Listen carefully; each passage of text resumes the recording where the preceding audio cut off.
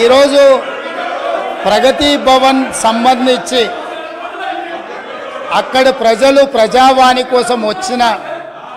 ప్రజలు ఇస్తున్న విజ్ఞప్తులను తీసుకుంటుంటే అక్కడ ఉన్న ఇనుప కంచెలను పగలగొట్టి గడీలను బద్దలు కొట్టి ప్రజలు అక్కడికి వచ్చి ప్రజావాణి వినిపిస్తుంటే విని భరించలేని ఈ పార్టీ ఈ కుటుంబము ఈరోజు ప్రభుత్వం మీద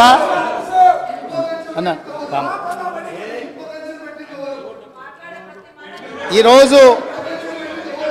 ఈ ప్రజలు ఇచ్చిన తీర్పును గౌరవించే కాంగ్రెస్ పార్టీ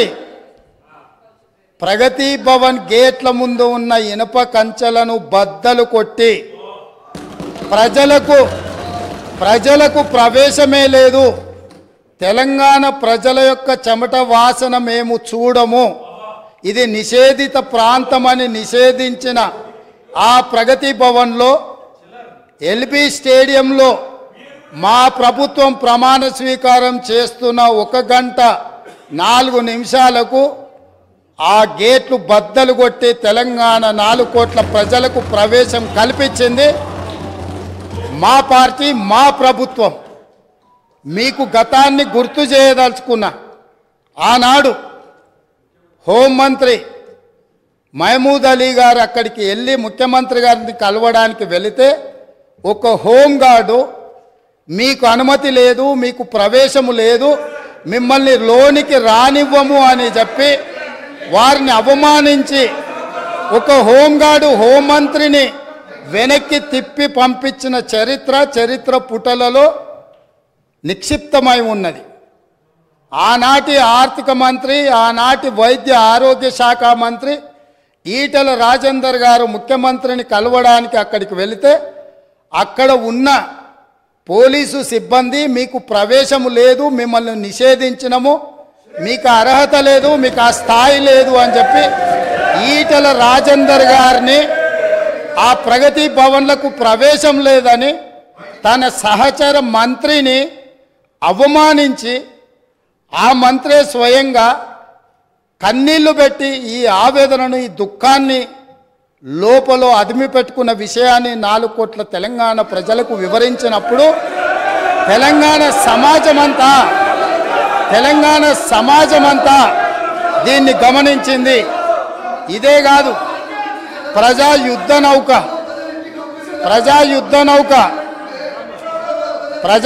నౌక గద్దరన్న 50 సంవత్సరాలు సుదీర్ఘంగా ఈ తెలంగాణ ప్రజల పక్షాన గలం విప్పి గజ్జగట్టి గొంగళేసుకొని తండాలలో గూడాలలో మారుమూల పల్లెల్లో ఈ దేశంలోనే 100 కోట్ల ప్రజలను ప్రభావితం చేయగలిగిన గద్దరన్న ఆనాటి ముఖ్యమంత్రి గారిని కలవడానికి ఆ ప్రగతి భవన్ గేట్ల ముందు ఎర్రటెండలో మండుతుంటే అక్కడ గంటల కొద్దీ నిలబడితే ఈ తెలంగాణ యుద్ధ నౌక ఈ తెలంగాణ పోరాటానికి తెలంగాణ ప్రజల యొక్క ఆత్మగౌరవమైన గద్దరన్నకే ప్రవేశం లేని ప్రగతి భవన్ను ఇవాళ బద్దలు కొట్టి నా 4 కోట్ల తెలంగాణ ప్రజలు ఎప్పుడు కావాలన్నా ఎక్కడికి వెళ్ళాలన్నా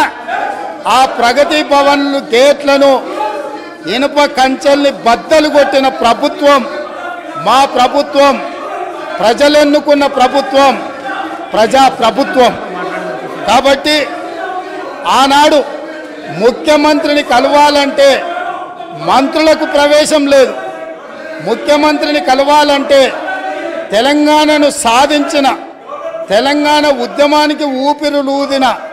గద్దరన్నకు ప్రవేశం లేదు. కానీ ఈనాడు దళితులు, గిరిజనులు, బలహీన వర్గాలు,